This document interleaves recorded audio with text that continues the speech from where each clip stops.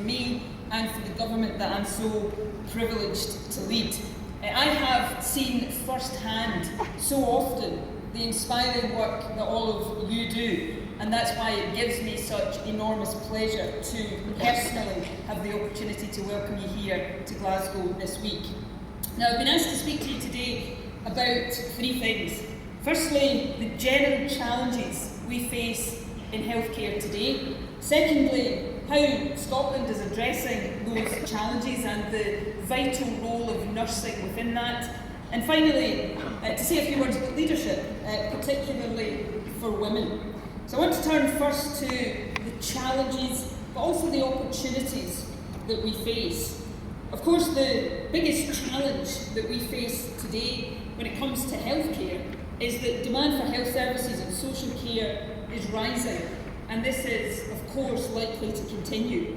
Life expectancy has increased and it's expected to continue to do so.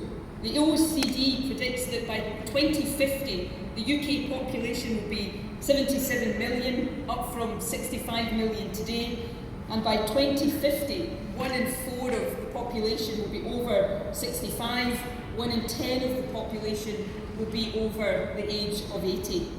So people are living longer, and that actually is a great thing. Too often we talk about it as a problem, but it's not. It's a huge human achievement.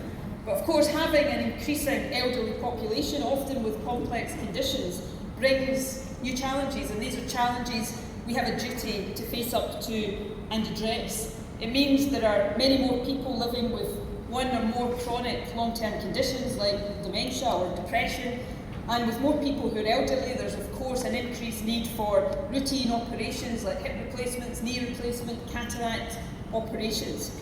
Meanwhile, even though we are becoming much more successful in treating cancer, heart attacks and strokes, these are still widespread. And of course, we're seeing a bigger demand than ever from people seeking help with their mental health. Amid all of this, of course, people's expectations of our health service remain high, and rightly so. Our NHS was founded on the principles of being publicly owned, publicly run and free at the point of need.